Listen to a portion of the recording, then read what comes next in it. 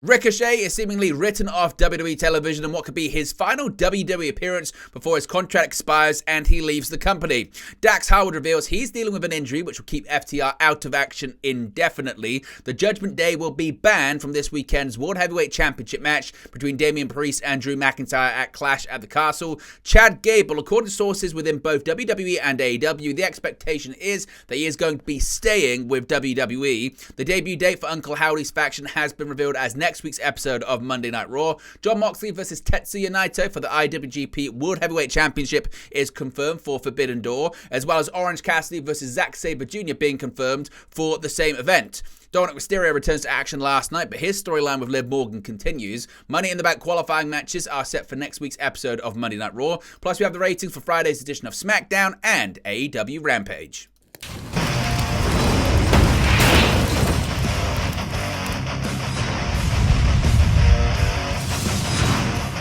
Hey guys, welcome back to Wrestling News 365. Hope everyone is doing very well. As always, plenty of news stories to get into in the world of professional wrestling. Let's start off talking about Ricochet. As many had suspected, he has been written off WWE television as his contract with World Wrestling Entertainment is set to expire and he is set to leave the company. Ricochet has left the building. Of course, over the weekend, the news broke that Ricochet had informed WWE that he would not be renewing his contract, which was set to expire this summer. On Monday, it was reported that the former United States and Intercontinental Champion was not scheduled for any more dates past this week's episode of Raw and was expected to be written off television during the broadcast. This indeed take place as Bron Breakker presumably ended Ricochet's WWE career, at least for now, by power slamming him through a car windshield during a backstage attack.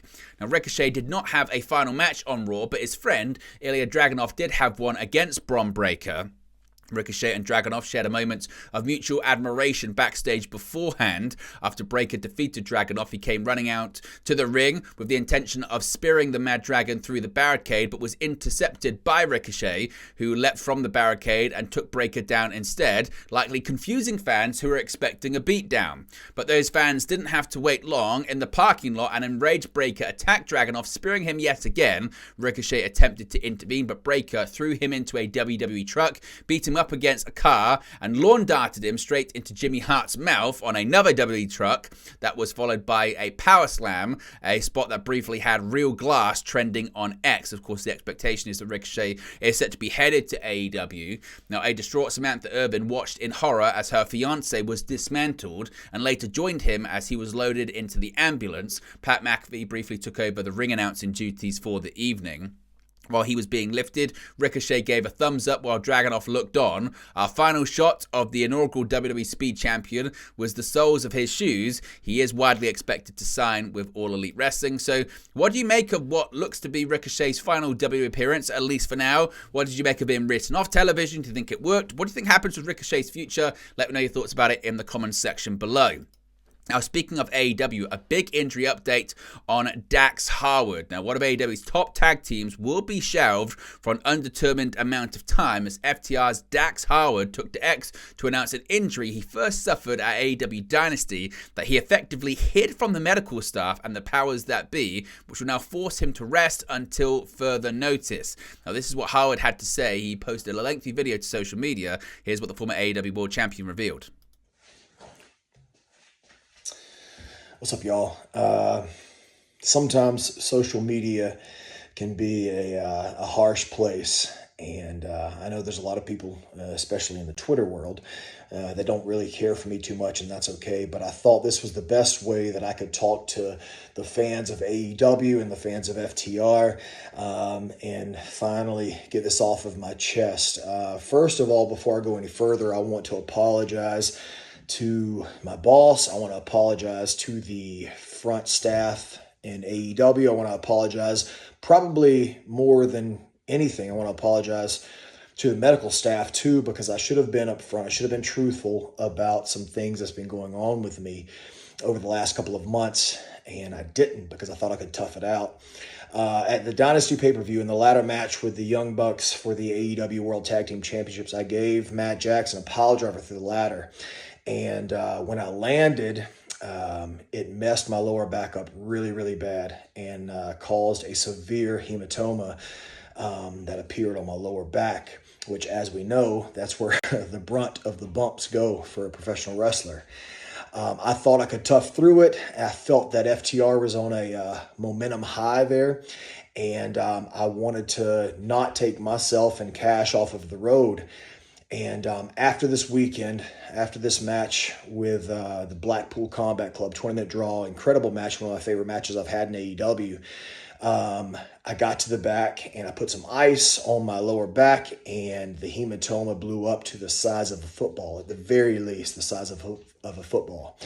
And with that and with the pain, I've debated on whether saying this and whether explaining this, because I don't want anybody to think I'm trying to get sympathy.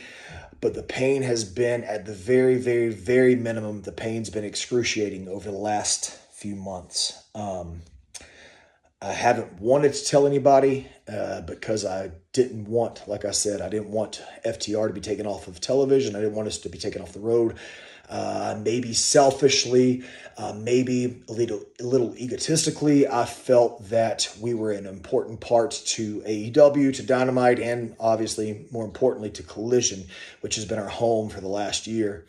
But today I had to get an x-ray on my lower back, on my pelvis, and they had to take a look at this hematoma. And when I finally explained this Saturday to Doc Sampson and the whole medical team, who is incredible, and their only objective is to take care of this talent, when I explained to them what I've been hiding for the last 2 months, Doc Sampson immediately took me off of the road. He said, "You've got to rest it up, and if you don't, it could get worse, and it could lead to possible retirement, and obviously I don't want that."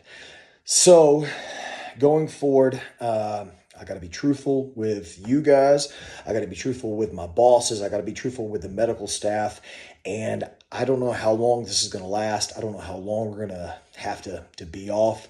But unfortunately, and maybe fortunately for some of you people that don't like FTR, myself and Cash will not be on television for a while. I have to rest this thing up. The nights, the sleepless nights have been catching up with me because I cannot get a comfortable position even in my bed. So you got to think, if I can't get a comfortable position in my bed, imagine the plane rides or the top rope superplexes and all this stupid shit that I do at almost 40 years old. But I hope and I'm sure there's going to be a lot of people that give me some grief for it, but I hope all this is for the love of the game, and it's for the love of all you fans. Again, I'm not sure how long we'll be back. I hope it's sooner than later. But I hope when we come back, we can come back better than ever. And, my number one priority in this profession is the legacy. Obviously, I know I get flack for it, the legacy of FTR, and I never want that to go away. Thank you guys for everything. Thank you to my work, to my bosses, to everyone who didn't give me any shit for lying to them and taking the steps needed that I wouldn't take to take care of my body. Because without them, I'm sure in the next couple of months, couple of years, I'd be a crippled man. And I can't thank them enough. So Doc Sampson, the whole medical team, even my boss man, Tony Khan, who had no idea about this, and I hope he's okay with this. Thank you guys for everything, and I hope to see everybody soon. Top guys, out. Now, if we get any more details on Dax Harwood's injury or his recovery, we'll let you know in the future. Of course, we wish him the best. Now, let's talk about Raw last night. Let's talk about Clash at the Castle coming this weekend. A big stipulation announced for the World Heavyweight Championship bout set for the show. The Judgment Day will be banned from ringside in Glasgow, Scotland, while World Heavyweight Champion Damian Priest does battle with the Scottish Warrior Drew McIntyre. The stipulation for their match at Clash at the Castle on Saturday was made official Monday in the main event of Raw. The champion challenged McIntyre during the opening opening in-ring promo to fight Finn Balor. If McIntyre won, the Judgment Day would be banned, but if Balor won, Priest would welcome them at ringside to see him beat McIntyre at home. Balor and McIntyre battled both in and out of the ring to kick off the final match of the evening. At one point, McIntyre hit a belly-to-belly suplex to Balor that sent him flying over the announce desk. McIntyre landed a Glasgow kiss and a Future Shock DDT on Balor, looking as though he had the match won before he was distracted by Priest coming down the ramp. The rest of Judgment Day, including Carlito and Jaden McDonough, attempted to attack McIntyre in the ring, but he fought them off. Balor attempted to take advantage of the situation, rolling up McIntyre, but he kicked out. McIntyre delivered a Claymore kick to Finn Balor for the victory, with Priest looking on. All members of the faction will be banned from ringside when McIntyre looks to regain the World Heavyweight Championship he lost at WrestleMania 40 when Priest cast in his Money in the Bank contract after McIntyre won the belt from Seth Rollins but was distracted by CM Punk. Now let's talk a little bit about Chad Gable, a big update on his WWE future. The expectation is, as of right now, that Gable is staying with WWE. Of course, Chad Gable was one of the many contracts in WWE coming up in 2024, but most, according to Sean Ross Sapp at Fightful Select, are expecting him to stay in WWE. Now, Fightful Select learned recently that Gable's WWE contract was originally set to expire on June 7. However, by the June 3rd episode of Raw, he was already announced for Clash at the Castle. While many have assumed that means he's re-signed with the company, Fightful say they haven't confirmed that yet, though they have inquired with WWE officially. Now, there have been other performers who saw their deals come up recently and have claimed to other companies that they've been on a per-appearance basis, meaning they could actually sign with any company at any time, similar to the situation that Jon Moxley was in 2022 before he re-signed with AEW. Now, Fightful say they've heard nothing of Gable being that person. However, sources within both WWE and AEW assume that Gable has re-signed, or at the very least is remaining with WWE. Now, there was talent pushing for him to join AEW, and Fightful have been told he was heavily discussed backstage last week, but the expectation is right now that he is going to be staying with WWE. Now, Uncle Howdy, his faction is coming to WWE, and now we know when. Uncle Howdy's new stable, themed around the late Bray Wyatt, as well as his Uncle Howdy character, seemingly has confirmed an arrival date to WWE with a new QR code seen on Raw. On Monday, during Rey Mysterio's entrance, an image popped up on the broadcast, complete with a code for fans to scan to find more clues about the mysterious faction.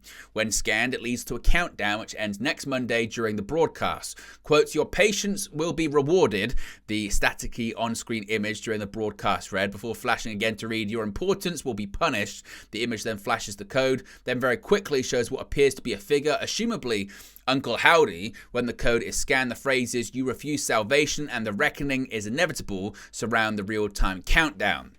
The biggest clue surrounding the stable came from a Twitch stream almost 3 weeks ago. Those clues seem to potentially spell out the exact date of the faction's debut, which fans also determined to be next Monday, as well as who would be involved. Letters written to various family members seen on the stream seem to include the recently rehired Eric Rowan of the original Wyatt family, Nikki Cross, Dexter Lumis, and former Schism leader Joe Gacy. Alexa Bliss's involvement with the stable has not yet been confirmed, though some eagle-eyed fans thought they actually spotted her backstage during a recent episode of Raw. The most recent code on Friday's episode of SmackDown led to a letter thanking fans, telling them this is all because of you.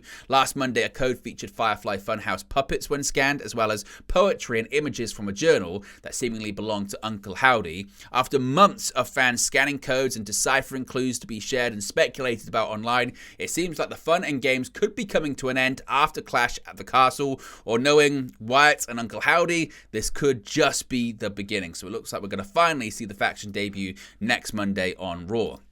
Now, a couple of matches have now been officially announced, even though we kind of knew they were going to happen anyway, for Forbidden Door. Jon Moxley's reign as IWGP World Heavyweight Champion has been fraught with challenges from the House of Torture's Ren Narita, protege Shota Umino, Don Callis family member Powerhouse Hobbs, and House of Torture's Evil. But with all those names now scenery in Moxley's rearview windshield, the Blackpool Combat Club member is in need of a challenger for Forbidden Door, and it seems he'll get one from the man he dethroned to win the title in the first place. On X on Monday afternoon, AEW announced that Moxley will defend the IWGP World Heavyweight title against none other than Tetsuya Naito at Forbidden Door. Of course, those who watched New Japan Dominion on Sunday morning will not be bamboozled by this news, as Naito, fresh off a victory over Callum Newman, confronted Moxley after he defeated Evil, making his intentions to regain the championship clear. As noted, Moxley and Naito's Forbidden Door collision will be the second time the two have faced off in 2024, following Moxley defeating Naito to win the gold at Windy City Riot in Chicago back in April.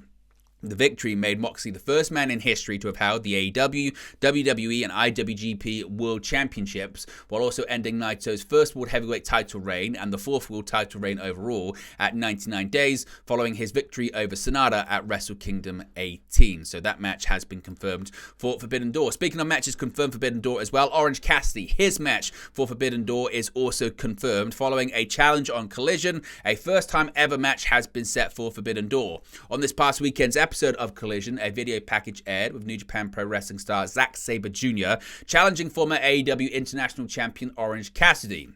Mentioning his unfinished business with Cassidy from last year's pay-per-view, Zack Sabre Jr. wanted a first-time ever clash with Orange. On June 10, All Elite Wrestling announced that Zack Sabre Jr. will face Cassidy in a singles match at Forbidden Door on Long Island in New York. So that match is also confirmed for Forbidden Door. Now, going back to Raw last night, Dominic Mysterio is back in action, but the storyline with Liv Morgan continues and the problems with the Women's World Champion continues.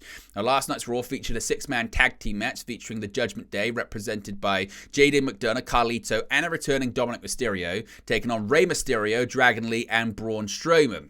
The match marked the in-ring return of Dominic, having last appeared in April in a loss against Andrade. He'd been out of action after suffering a Tommy John injury, but didn't undergo surgery. During the match, Dominic and Rey avoided being in the ring against one another, as there were numerous LWO team hot tags. Near the end of the match, Liv Morgan appeared on the ring apron and was distracting Dominic when Zelina then shoved Morgan from behind.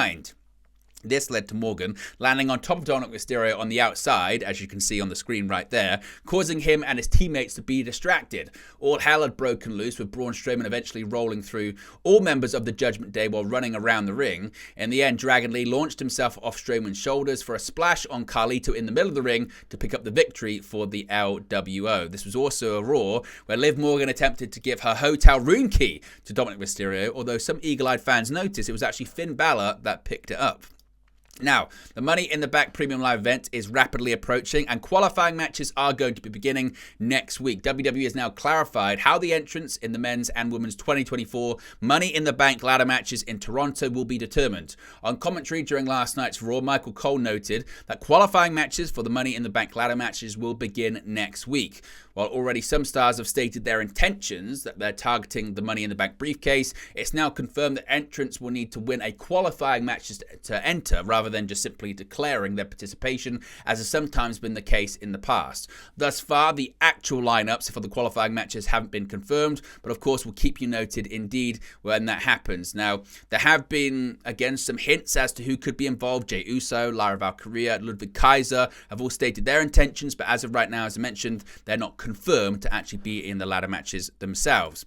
Now, let's talk about the ratings for Friday's episode of SmackDown on Fox. Again, a little bit of a decline for WWE in terms of the viewership number and key demo figure this week. Per WrestleNomics via Programming Insider, SmackDown drew 2.207 million viewers. This is down from the May 31st edition that drew 2.310 million viewers.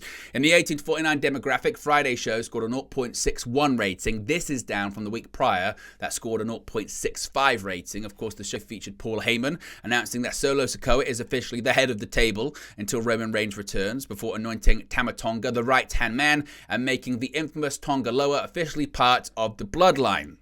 Solo, Tama, and Tonga went on to lose to Kevin Owens and the Street Profits in a six-man tag team main event after Sikoa introduced a steel chair. The show ended with the Bloodline standing tall after putting KO through the commentary table. Meanwhile, Cody Rhodes challenged AJ Styles to an I Quit match for the undisputed WWE Championship that's going to be taking place at Clash at the Castle. And finally, speaking of ratings, we have the ratings for AEW Rampage last Friday on TNT, and it's not great stuff for AEW. Now, the Friday episode of AEW Rampage averaged 256,000 viewers on TNT. Now, it's essentially flat from the 255,000 the show did the prior week. Now, interestingly, again, it depends how you look at these kind of things. It's the highest number, viewership number the audience has done since May 18th. However, when you do look at it another way, it's actually the lowest total viewership for a non-preemption episode in the history of AEW Rampage. Again, you must consider that Rampage was in its normal time slot.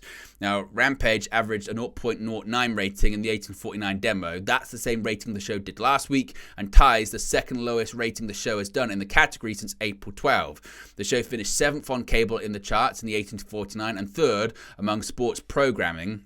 As compared to the same week in 2023, overall viewership was down 12%, while the 18 to 49 rating was down 10% as well. So whilst viewership was up slightly in comparison to recent weeks, in actuality, now being back at its normal time slot, not being preempted, it's the lowest total viewership for a non-preemption episode in the history of AEW Rampage.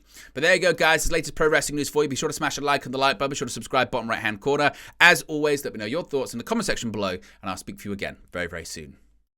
Hey guys, thank you for watching, listening, streaming, or however you come across this video today. Be sure to click on the video on the right there to watch our next video, or click the bottom there to subscribe, or the bottom right hand corner. Thank you very much, and I'll speak to you again very soon.